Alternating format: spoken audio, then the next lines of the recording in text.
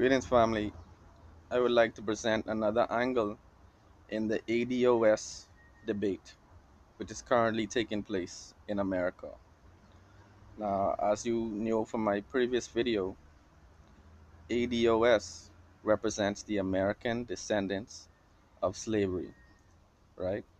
And the initial critique of many who became aware of this hashtag and the subsequent movement, the initial critique was that the word African was removed from the organization. Prior to ADOS, there was another organization which referred to itself as the African American Descendants of Slavery, right? And so when this word African was removed from the organization, that was like a red flag, all right? But I also discussed in a previous video the fact that there is a misunderstanding and there's definitely a deception that is being propagandized, that is being spread out there. The misconception or the misunderstanding is that people from the Caribbean, people from the Bahamas, people from Africa, and the broader African diaspora wish to come to America to somehow benefit from the reparations payment. That is ridiculous. That is unfounded. It is a malicious rumor and it is a spurious lie. Okay? We have our own reparations issues in our respective countries that need to be hashed out and that need to be formulated and resolved, right? But what I want to discuss in this video, just giving you all a recap, but what I wanted to present to my subscribers today is the flip side of the ADOS discussion, right? And curiously enough, the most important aspect of the ADOS discussion was not discussed, right? Curiously enough, the ADOS movement focused its vitriol on other black nationals. The ADOS movement became a war of words, a turf war between black Americans who descended from slavery in America and black nationals who likely descended from slavery in another part of the world. Okay? But the most important aspect of ADOS, which was never discussed, strangely enough, was the actual descendants of slave masters. You see, because in order for there to be an American descendants of slavery, then conversely, I believe conversely is appropriate, then also we would have to find out, we would have to identify who are the American descendants of slave masters. Okay? This is not a malicious practice. This is not a racist practice.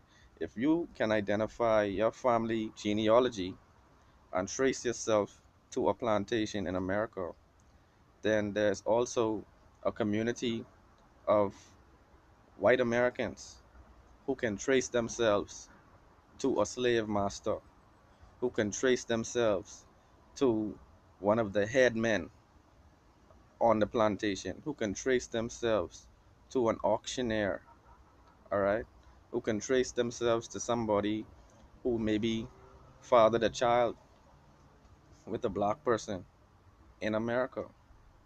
And so what I'm saying is, strangely enough, the ADOS movement, a movement of African descendants, speaking about slavery, slavery which was enacted by another nationality, another race, right? For some reason, ADOS has focused its negative energy on many of the black migrants who came to America for a better way of life.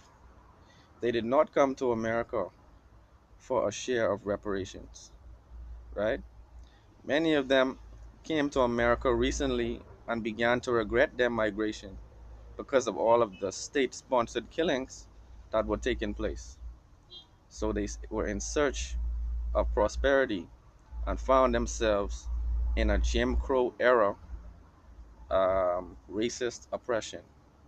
Okay, and so my people, I just wanted to introduce this dynamic to the discussion because for some reason we are talking about slavery, which was enacted by a slave master.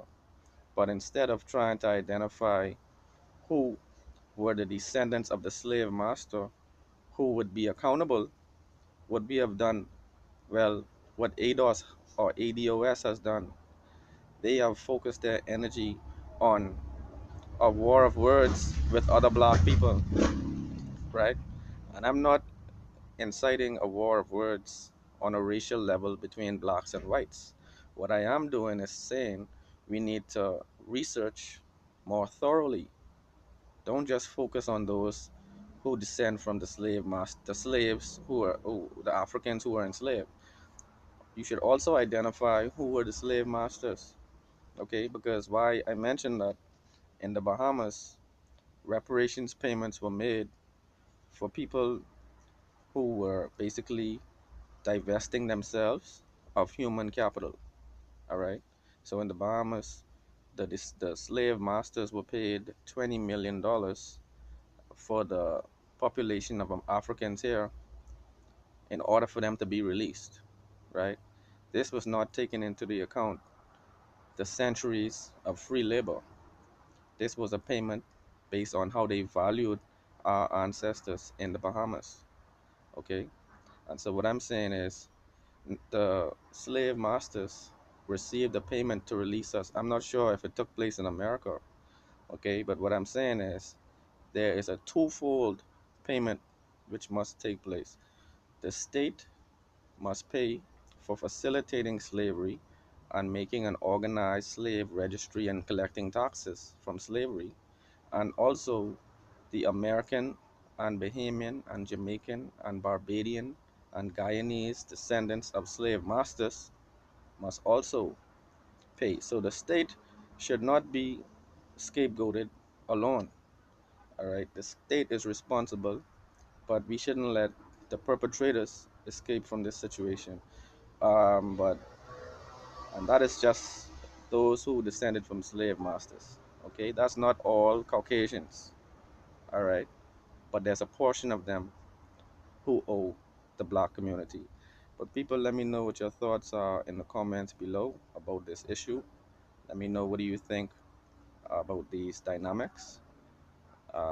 Like, comment, subscribe. One love.